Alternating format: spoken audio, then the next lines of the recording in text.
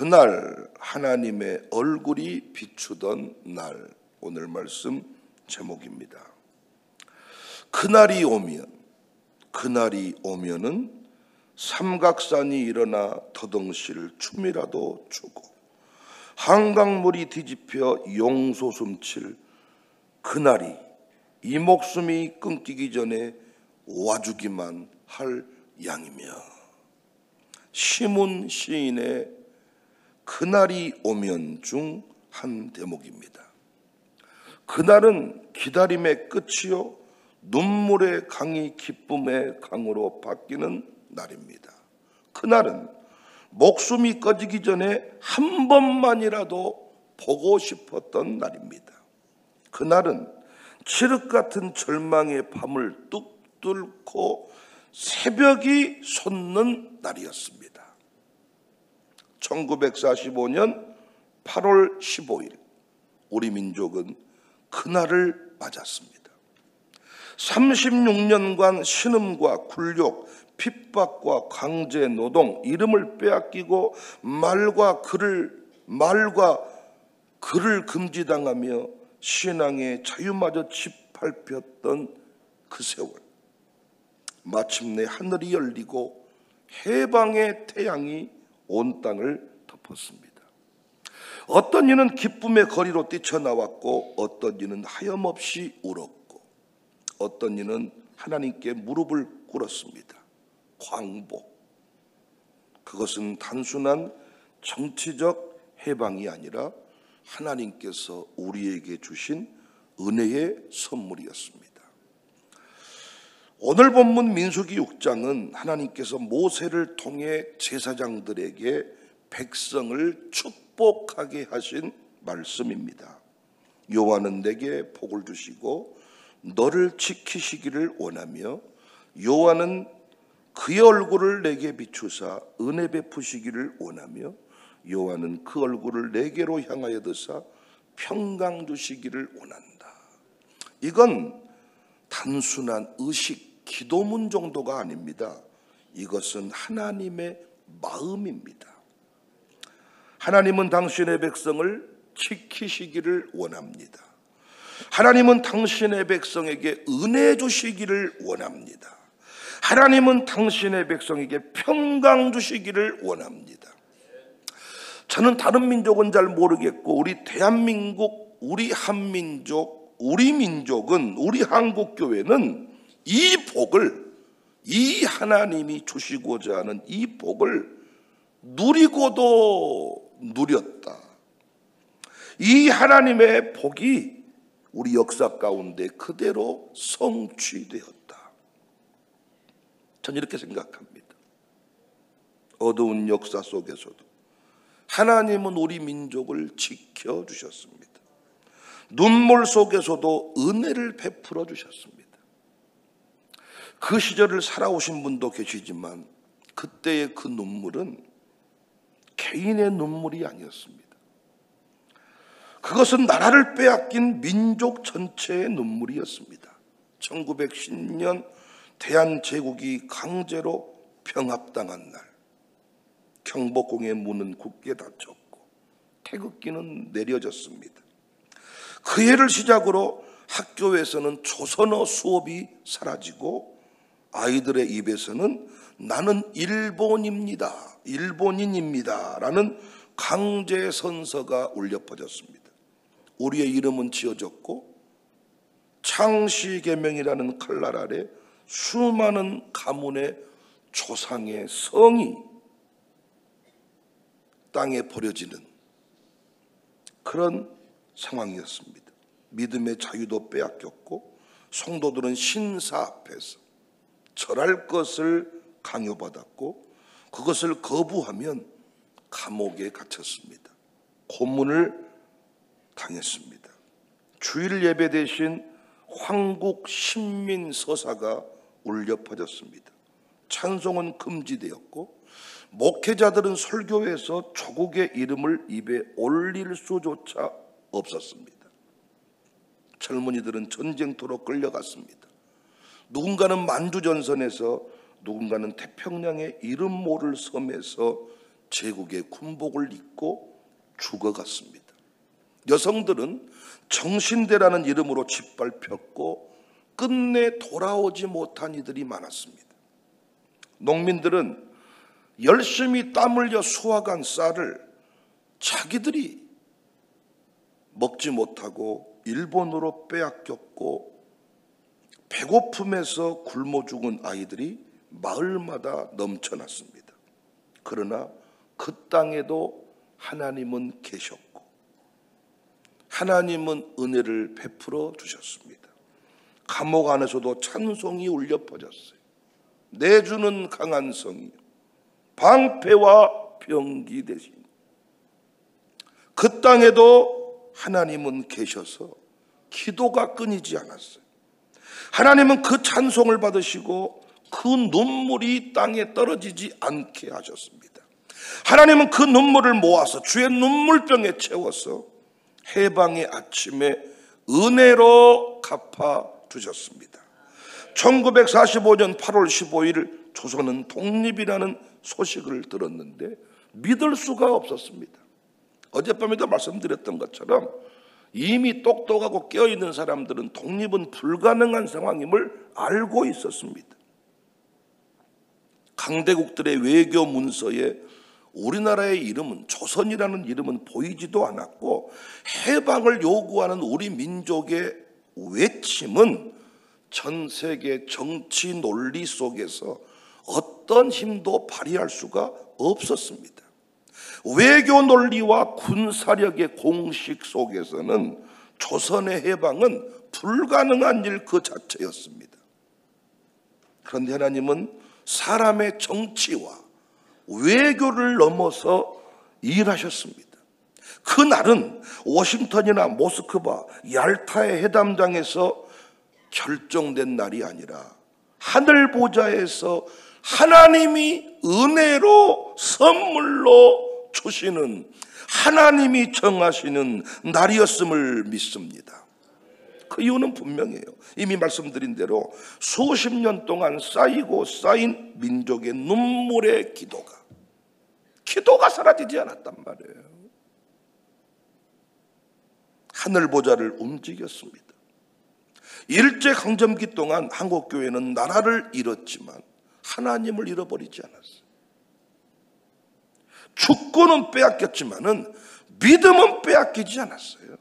성경을 몰래 필사했고 찬송을 속삭였고 신사참배를 거부했습니다. 이 땅의 믿음의 사람들은 그야말로 계시록의 흰옷 입은 무리처럼 하나님만이 유일한 구원자이심을 끝까지 고백했습니다. 오늘날 우리 어떻습니까? 우리는 어떻습니까? 그 시절 하나님이 지키심을 믿고 은혜를 사모했던 사람들은 나라를 잃어버렸는데도 평강을 누렸습니다. 감옥에서도 찬송했고 총칼 앞에서도 무릎을 꿇어 기도했습니다. 우리 어떻습니까? 우리 나라를 빼앗기지도 않았는데 불안에 시달리면서 잠 못 자는 이들이 많습니다. 경제 불안, 미래에 대한 두려움, 관계의 불신 속에서 단 하루도 마음이 평안해 본 적이 없다는 거예요. 집에 가만히 있으면 막 이게 뭐 우라통처럼 뭐가 막 치밀러 올라오는 게 있고 불안하고, 그래서 일하지 않으면 안 돼서 뭐라도 해야 되는, 가질 만큼 가졌는데도 징징대는 소리는 더 심해졌고, 말도 안 되는 것을 가지고 시험 들었니? 하나님이 있니 없니? 요동치고 있다는 겁니다. 왜 그렇습니까? 기도하지 않았어요. 지키시기를 원하시는 하나님을 믿지 못하는 겁니다. 하나님은 당신의 백성을 지키시기를 원하며 하나님이 지킨다는 사실을 믿지 못하니까, 내 힘으로 내 방법으로 내 인생을 책임지려고 하니까, 내 아들 딸들을 내가 책임지려고 하니까 불안과 공포에 떠는 겁니다. 이런 사고에서 계엄이라는 시대착오적 결정이 가능했던 거예요. 불안하니까. 하나님이 지키신다는 사실을 알지 못하니까 내가 내 목숨, 내가 내 부인, 내가 내 가족, 내가 지킨다고 마음먹으니까 그런 일을 하게 되는 거예요. 여러분, 누구 욕할 것이 없습니다. 우리 모습입니다. 그게 우리 모습. 쪽팔리기 짝이 없습니다. 직분자라고 하면서 딴 주머니를 차고 교회와 선을 그어놓고 여기까지입니다. 하나님은 너를 지키시기를 원하고 은혜 베푸시기를 원하고 평강 두시기를 원한다. 교회를 섬기면서, 우리가 교회를 섬기면서 신앙생활 하면서 단 한 날도 천국을 살아본 적이 없다니 얼마나 불행한 일입니까? 우리 선조들은 세상적으로 불리한 위치에 있었지만, 모든 걸 다 잃어버렸지만은 그들은 하나님 앞에서 누구보다도 강했습니다. 오늘 지금 우리에게 필요한 것은 더 많은 정보, 더 많은 돈, 더 많은 노력이 아니라, 크게 한번 아멘 합시다, 다시 기도의 무릎을 회복하는 거예요.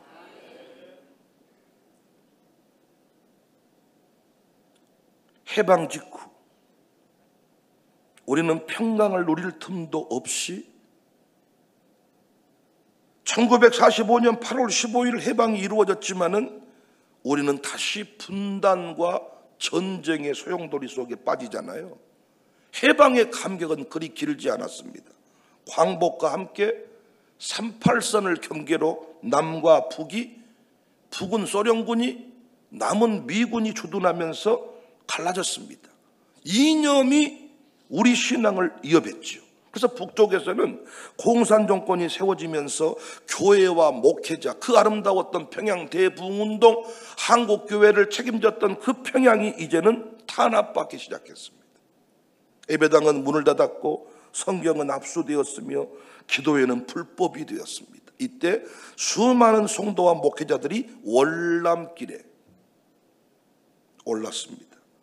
눈물의 행렬이었고 한번 떠나면 다시는 고향을 밟을 수 없는, 돌아갈 수 없는 그런 길이었습니다. 그리고 1950년 6월 한국전쟁이 터지잖아요. 1945년 8월 15일 독립을 맞은 지, 이 해방의 기쁨을 맞은 지 얼마 되지도 않아 우리는 다시 한국전쟁이 일어납니다. 나라 전체가 불타고 도시와 마을은 폐허가 되었습니다. 가족은 생이별했고 수백만 명의 피난민이 살 길을 찾아서 남쪽으로 몰려왔는데 한강 인도교가 폭파된 날 다리를 건너지 못한 수많은 이들이 통곡하며 울었습니다. 우리 영화 속에서 다 봤던 거예요, 이거. 우리 어른들은 그 시대를 살아온 사람이고. 전쟁은 단순한 국토의 파괴만이 아니라 사람들의 마음까지 무너뜨렸습니다. 전쟁의 포화로 예배당은 무너졌는데 참 이 나라 대단하지 않습니까? 일제강점기에 우리의 모든 걸 다 빼앗겨버렸어요. 독립이 왔어요. 얼마 되지 않아 다시 한국전쟁이 일어나요. 모든 게 끝나버렸어요. 우리는 지갑에 돈 좀 떨어지면 바로 하나님을 부정하는데, 이런 상황에서 우리 선조들은 신앙의 노래가, 하나님을 향한 열정이 사그라들지를 않아서 지붕 없는 예배당에서 찬송하기 시작했습니다. 피난지 부산, 대구, 거제, 마산의 천막교회 안에서는 바람이 불어닥치고 비바람이 몰아치지만은 사람들은 성경을 펼치고 하나님 앞에 무릎을 꿇고 새벽마다 뭐 했다고요? 기도했다고요. 새벽마다 기도했다고요. 어제까지 내가 생존하는 것이 목적이었던 그들이 오늘은 무너진 도시 재건을 위하여, 국가 재건, 교회 부흥을 위하여 그들이 기도하기 시작합니다. 도시가 불타고 농토가 짓밟혀도 주일이 되면 여기서 그 위대한 주일 성수 신앙이 나오는 거예요. 남루한 옷을 입고 예배당에 모이는 것입니다. 전쟁은 우리 육체를 위축시켰지만은 영혼은 새로워졌어. 그래서 고난이 나쁜 것만 아닙니다. 병원에 6개월만, 한 달만 입원해도 기도가 달라집니다, 여러분. 수술대 한 번만 누워도 기도가 달라집니다. 오늘날 우리는 너무나도 잘 먹고 잘 사는데 불평이 입에 떨어지지를 않습니다. 이렇게 최첨단 예배당에서 에어컨 틀어주고 온풍기 틀어주고 방송실 이 아침부터 자막 띄워주고 영상을 돌려줘도 새벽 예배 안 나옵니다. 다시 나라를 없애버려야 새벽을 깨울란가. 다시 당신 한 달밖에 못 삽니다. 시한부 인생을 만들어줘야 하나님 앞에 두 손 들고 나올란가. 한 손에는 삽을 들고 한 손에는 성경을 들고 낮에는 폐허를 복구하고 새벽과 밤에는 기도했습니다. 이게 우리 선조들이에요. 그 부흥의 불씨가 한국교회를 이루는 근간이 됐는데, 여러분, 천막집에서 지붕 없는 예배당에서 한국교회를 재건했단 말이에요. 그런데 어떻게 그 폐허 속에서 선교 한국이 부흥 강국이 될 수가 있냐고요. 아니, 일제강점기 때 모든 걸 다 잃어버렸고 해방의 기쁨이 잠시 한국전쟁이 일어나서 모든 게 다 불타고 최빈국이 되었는데 어떻게 이 나라가 미국 다음으로 선교사를 가장 많이 파송하는 나라가 될 수가 있냐고요.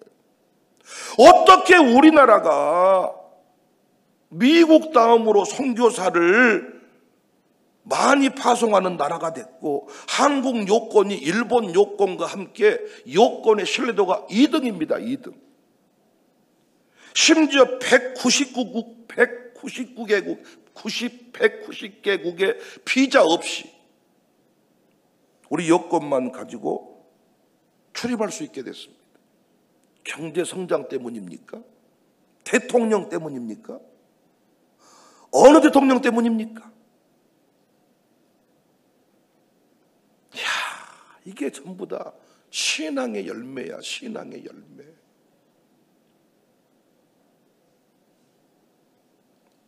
세계에서 가장 큰 교회가 한국에 있어요. 아니, 어떻게 전쟁으로 폐허가 되어버린 이 나라가 어떻게 그 짧은 시간에 1980년에서 1980년에서 1990 그 10년 사이에 우리나라가 선교 강국이 된단 말이에요. 유례가 없는 일입니다. 최빈국에서 선진 강국으로 선교 한국 제사장 나라로 이렇게 급부상한 것은 유례가 없는 일입니다.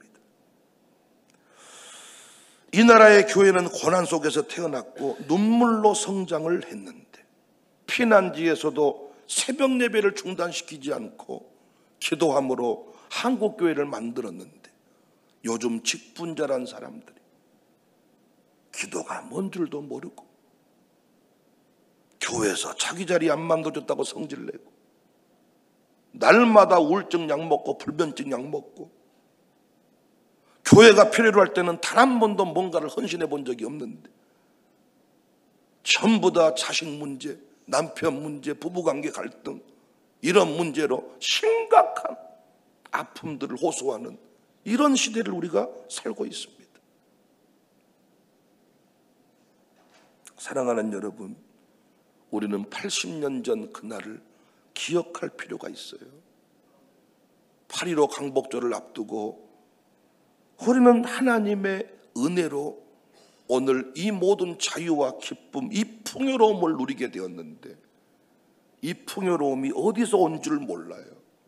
하나님의 은혜로 무릎에서 새벽에서 예배당에서 지붕 없는 예배당에서 찬송을 대놓고 할 수 없으니까 아이를 잠재우면서 빨래하면서 논을 매면서 밭을 매면서 거기서 내주는 강한 성이요 방패와 병기 되시니 내주를 가까이 하게 하면 십자가짐 같은 고생이나 이게 우리 선조들이 그렇게 하나님을 섬기며 그렇게 아니 그 폐허 복구 현장 속에서도 그들은 주일이 되면 남루한 옷 씻지를 않는데, 씻을 수가 없는데 어찌 이 대한민국, 이 조선 땅은 그렇게 흰옷을 좋아하는가? 흰옷을 입고, 우리 양림동 선교 역사에도 그 얘기가 나옵니다.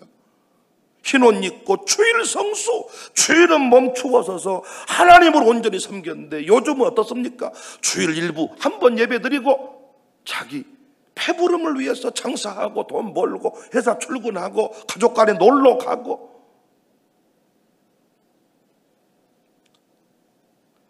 우리는 또 다른 그날을 기다리고 있습니다.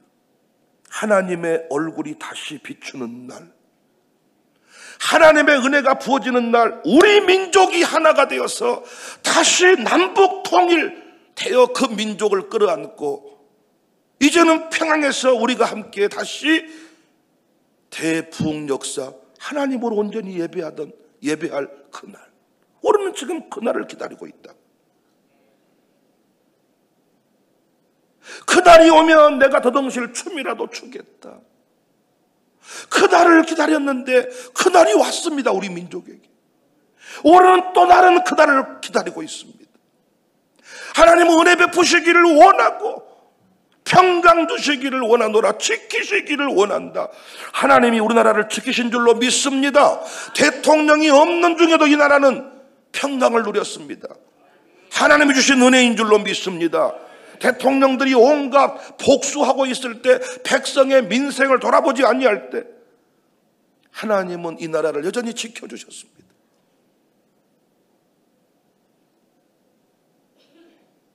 그날이 오면 삼각산이 다시 춤을 추고 한강이 다시 솟구치며 온 나라가 하나님께서 하셨다 고백할 그날. 우리는 오늘 민수기 6장의 축복을 이 민족 위에 다시 선포해야 됩니다. 요한은 내게 복 주시기를 원한다. 복의 또 다른 이름이 뭐예요? 지키심입니다. 복의 또 다른 이름이 뭐예요? 은혜 베푸심입니다. 편한 것과 평강은 다릅니다. 우리 선조들은 단 한 번도 편한 날이 없었습니다. 초기 한국교회 우리 선조들은 등 따시게 신앙생활 해본 적이 없습니다.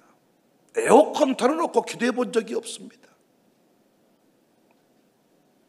하지만 그들은 평강을 누렸습니다. 이제는 통일입니다. 통일. 그날을 바라며 달려가는데 광복의 역사를, 우리 민족의 초기 한국교회 역사를 뿌리를 파보니까 통일은 이미 코앞이고, 통일은 어느 한순간에 눈 떠봤더니 통일이 이루어졌다, 이렇게 내게 올 것 같습니다. 우리 곁에 통일이 올 것 같습니다. 광복 역사를 얘기하면서 다시 기도의 자리로 돌아가지 않는다는 것은 말이 안 돼요. 그리고 대한민국에 살면서 불안에 떤다는 것도 말이 안 돼요.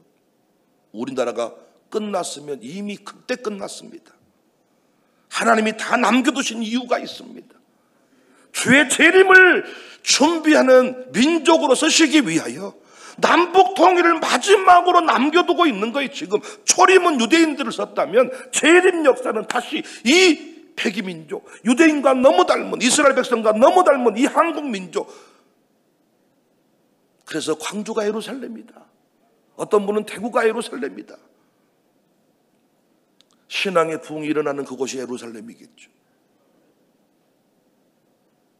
남구청장도 광주가 예루살렘이 될 수 있다. 한국의 예루살렘을 만들자.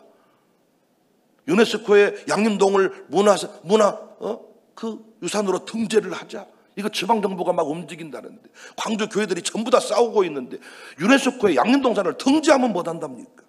새벽기도가 텅텅 비고 있는데 양림동산만 버젓이 몇 동만 유네스코에 등장하면 뭐하냐고요. 온 민족이 함께 그날을 바라보며 은혜 베푸시기를 원하시는 주님, 부르짖기만 하면 은혜를 부어준다는데, 은혜 베푸시기를 원하며 평강 주시기를 원한다는데, 어떻게 신앙생활하면서 그렇게 불안에 떨고 아들 딸들 미래에 대해서 염려뿐이고 불평뿐일 수가 있겠냐고요. 하나님, 통일 붙잡고 사는 우리 교회, 영육의 강건함을 주십시오. 통일 한국 시대에 주인공이 되게 해주십시오. 하늘의 지혜와 능력을 베풀어 주십시오. 하나님은 그때를 바라보며 우리를 준비시켰고 우리를 깨우셨군요. 우리 절대 새벽기도 빠지지 맙시다. 어떤 상황에도 하나님 앞에 무릎 꿇는 일을 소홀히 하지 맙시다. 권사님들에게 제가 다른 거 부탁 안 할게요. 기도하는 어미가 되주십시오. 자식을 향한 눈물의 기도는 아버지가 못합니다. 다릅니다. 숨소리를 느끼고 반응하는 게 아버지와 엄니가 다릅니다.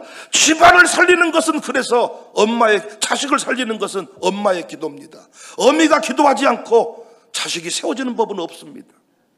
태중에서부터 이 아이를 품고 박동소리를 듣고 살아온 엄마가 아버지보다 더 디테일하게 기도할 수 있습니다. 나는 너무너무 참 놀라운 것은 요즘 엄마들은 기도를 안 해요. 임신하고도 기도 안 합니다. 그래서 우리 아이들이 태중에서부터 전부 다 ADHD부터 시작해서요, 온갖 병을 다 달고 태어납니다. 문제가 이미 뱃속에서부터 시작이 됩니다. 나는 우리 교회가 통일 한국 시대를 준비하는 모델과 같은 교회로 우뚝 설 수 있기를 바랍니다. 한국 교회 섬기면서 불안에 떠시면 안 돼. 작은 어려움 앞에 불안에 떨면 안 돼. 그래도 우리는 우리 이름 가지고 살아요. 그래도 우리는 지금 학교 가서 내가 배우고 싶은 거 배워요. 창시개명이 뭡니까? 일제강점기 때 예비하면 목 잘렸습니다. 예비하면 순교당했습니다. 우리는 지금 예배드리면 칭찬받습니다. 예배드린다고 김치냉장고를 줍니다. 교회 헌신했다고 주보에 이름 써주고 박수를 받습니다. 옛날 우리 여인들의 이름이 어디 있었습니까? 우리의 이름이 어디 있었냐고요. 우리 성질내면 안 됩니다. 불안에 떨면 안 됩니다. 하나님이 대한민국을 절대 전쟁으로 망하지 않게 할 겁니다. 대한민국 경제 하나님이 이렇게 세울 겁니다. 한국교회 깨우시기 위해 경제 어려움의 때를 지나게 하시는 거예요. 이 시국이 아니면 우리 정신 못 차립니다. 전부 다 돈 하다가 주식 하다가 다 끝나는 거지 하나님께 돌아오지 않습니다. 부동산 바람 불 때 보십시오. 새벽기도 제목이 뭐냐? 내 집값 오르는 겁니다. 전부 다 내 부채 해결하는 겁니다. 그 부채가요, 건축은 하나님께 잃어간 거 그런 거 아니야. 전부 다 집 사서 시세 차익 남기려고 빚내서 집 사고 빚내서 유학 보낸 거 이거 해결하기 위함이었지. 교회에 뭐 한 기통이 감당한 거 없습니다. 여러분, 새벽마다 그 기도, 민족 우리 선조들은 그런 기도 한 적이 없어. 이 나라를 불쌍히 여겨주세요. 이 대한민국을 살려주세요. 조국이 살아나야 내 아들도 키울 수 있고, 조국이 살아나야 내 밭도 내 밭이 되는 거지. 달라져야 됩니다. 우리 교회. 우리 감사하게 지킬 것 별로 없는 교회잖아요. 우리 각자 유산들을 막 지켜서 돈 불리고 그런 삶을 살지 않은 교회잖아요. 우리 어차피 빈손으로 왔고 바닥 인생 같았는데 이만큼 써주신 것만 해도 하나님의 은혜가 아닙니까? 앞으로도 우리의 기도는 차원이 다른 기도이기를 바랍니다. 다른 교회는 다 문 닫고 쉬어도 우리 교회만큼은 새벽을 깨웁시다. 우리 교회만큼 마룻바닥을 깁시다. 우리 교회만큼은 새벽마다 손자들처럼 부르짖는 기도합시다. 다른 사람들은 묵상 기도, 큐티, 콰이어트 타임, 잠잠하게 내 삶을 돌아보고 기껏해야 내 삶을 묵상하는 정도라면 우리는 아니, 포효한 호랑이처럼 이 나라 살려주십시오. 이 땅 고쳐주십시오. 민족 복음화, 세계 복음화, 기껏해야 우리 교회 부흥이 아니라 민족 복음화, 세계 복음화 외칠 수 있는 그런 교회로 쓰임받기를 원합니다. 우리 교회에서 앞으로 신학교 갈 친구들은 이런 민족 복음화의, 세계 복음화의 주역이 될 것입니다. 앞으로 우리 교회 비즈니스는 기껏해야 돈 벌어서 기껏해야 돈을 해외로 유출하는 이 정도 나쁜 기업인이 아니라, 로비에서 이익 챙기는 이런 기업이 아니라 통일 한국 시대 북한 땅을 살리겠다는 최소한의 이런 비즈니스 정신을 가지고, 이 선교 정신을 가지고 운영하는 그런 비즈니스맨들이, 그런 교육자들이, 그런 신자들이, 크리스찬들이 우리 교회 안에서 세워질 것을 믿습니다. 여러분 꿈을 꾸고 통일 한국을 바라보며 그날을 바라보며 오늘도 전진하는 복된 교회가 될 수 있기를 주님의 이름으로 축복합니다.